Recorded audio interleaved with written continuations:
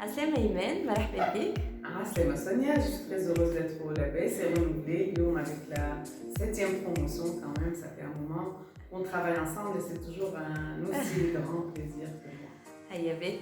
اليوم انت موجودة بحلنا باش تفصل لنا نوتي نستعملوه في الماركتينغ qui est le SWOT. Donc Imen, c'est quoi un SWOT et pourquoi un entrepreneur يستحق له؟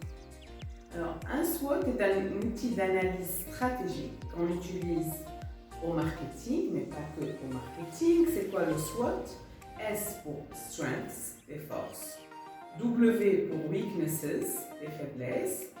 O pour Opportunities, les opportunités. Et T pour Threats, les dangers.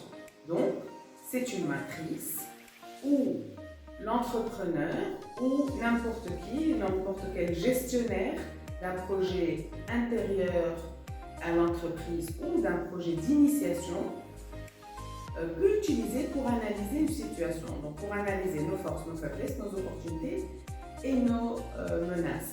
C'est quoi l'analyse stratégique? Une stratégie, le mot invoque le futur. Stratégie, yani win enameshi, comment j'y vais et quelle stratégie pour y arriver. En fait, avant de démarrer votre stratégie, il s'agit d'analyser d'abord des choses, histoire d'aller faire les bons choix pour votre cheminement stratégique qu'on appelle orientation stratégique. Les forces et les faiblesses sont des facteurs internes par définition. Dans le SWOT, la partie supérieure, le S et le W, les forces et les faiblesses, sont par définition internes à l'entreprise. Une force, ça peut être le know-how technologique.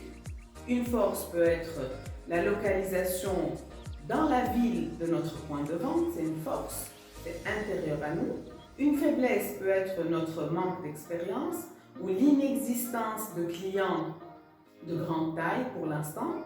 C'est une faiblesse et c'est intérieur encore une fois. Les opportunités et les menaces, elles sont par définition extérieures. Une opportunité, ça peut être une nouvelle loi qui va être votée. Une opportunité, ça peut être le besoin en digital en vue de l'obligation des gens à faire éduquer leurs enfants à la maison en vue de la crise sanitaire Covid. Une opportunité, ça peut être un changement dans une urbanisation d'une ville qui obligerait les gens à prendre le vélo plutôt que la voiture. Ça, ce sont des opportunités, c'est des choses positives mais extérieures à l'entreprise. Les menaces, ça peut être la contrefaçon par exemple. Les menaces, ça peut être une augmentation tarifaire de la douane. C'est des choses qui sont à l'extérieur de mon entreprise. La douane, c'est à l'extérieur de mon entreprise, mais qui touchent mon entreprise par rapport à un prix de revient de produits ou une des matières premières viendrait d'un pays qui est touché par cette augmentation tarifaire de la douane. Et c'est ça un SWOT. Merci Imen pour ces explications. J'aurais peut-être une petite question à rajouter. Donc, les entrepreneurs internes dans Promo 7, ils vont essayer donc de faire leur propre SWOT. Et est-ce que c'est un exercice facile? Et est-ce que l'idée c'est que comment ils peuvent les aider à s'orienter finalement? Merci beaucoup pour cette question. C'est un exercice facile mais profond. Ça veut dire, ce n'est pas un exercice à faire entre deux rendez-vous où j'ai 5 minutes. Ça nécessite de la profondeur parce que force par rapport à quoi? Par rapport aux clés de succès de mon projet. Faiblesse par rapport à quoi? Par rapport aux clés de succès de mon projet. Opportunité, ça veut dire que je suis suffisamment à l'écoute et suffisamment en observation et suffisamment en veille, éveillée comme ça à faire de la veille technologique, de la veille concurrentielle, les facteurs politiques, géostratégiques, etc. Donc j'ai une culture, j'ai une veille que je fais sur les événements et on appelle ça les facteurs d'environnement PESTEL, politiques, économiques, sociaux, technologiques, éthiques, écologiques et légaux.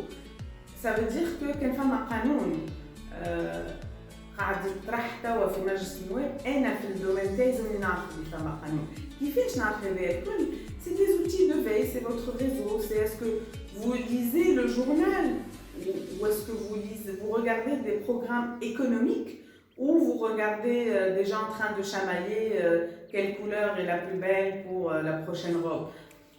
Avec tous mes respects à la prochaine robe, il faut une dose de folie et il faut une dose d'esthétique et une dose de joie dans la vie de l'entrepreneur, on est bien d'accord? Mais il est important d'avoir une dose d'ouverture sur son environnement pour déceler des opportunités. Parlez à des experts, parlez avec vos formateurs, posez-leur des questions, parlez avec les autres porteurs de projets. Et ça va élargir votre spectre. Pareil pour les dangers. Quel danger économique, quel danger politique? Redout à la crise, il y a une décision politique de prolonger un confinement ou un arrêt de cours. C'est une décision politique. Affectera-t-elle mon business positivement, négativement? Pour ça, il faut que je fasse de la veille, il faut que je fasse des scénarios. Et donc, c'est un outil qui est facile, trivial, mais c'est un outil qui ne manque pas de profondeur. La deuxième question concernait l'utilité du SWOT. À quoi ça sert finalement de faire un SWOT? Ça, c'est la meilleure question. Ce que je vous ai présenté, SWOT, Strengths, Weaknesses, Opportunities and Threats, on appelle ça le SWOT du pauvre. Les entrepreneurs, on est riches par notre ouverture d'esprit et par notre capacité de prise d'initiative et donc, c'est pas pour nous. Comment tu prends des décisions? En croisant le S avec le T. Et donc, les forces et les menaces. Qu'est-ce qui sort? Ça, c'est les forces intérieures. Comment je me renforce contre une menace? Par exemple, la contrefaçon. Comment je peux me renforcer? C'est par mes connaissances en droit. C'est par une marque forte. C'est par des prises d'initiative de dépôt de marque, c'est par de la recherche en termes de design produit pour que je sois différente. J'ai contrecarré une threat. C'est difficilement imitable. Ok. Je croise maintenant l'autre côté. Je croise les weaknesses, mes faiblesses, avec les opportunités. Quelle opportunité d'alliance stratégique vient me boucher un trou dans mes weaknesses? Je suis faible dans la distribution et forte dans la création de logiciels. Khalil est un allié stratégique qui est fort dans la distribution, qui a déjà un pied chez le client. Un mahir, voilà, non, pas de faiblesse dans mon coin à être frustré que j'ai un diamant brut, mais dans le tiroir, je pense comment il va être vendu. Il me faut un allié stratégique qui soit lui plus fort que moi dans la vente, voilà dans le marketing digital, voilà plus fort que moi dans la production, pourquoi pas, voilà dans la conservation des produits. Et donc quand tu croises ton SWOT, tu as des décisions tout à fait stratégiques, par exemple une alliance stratégique ou une différenciation dans un produit ou une labellisation quelconque ou se faire incuber au label, c'est en faire un allié stratégique pour plusieurs années à venir. Merci Limel, Aïchek pour aujourd'hui, pour ton intervention. Tu es toujours en appui avec nous de la BES, merci beaucoup. Et au revoir. À la prochaine.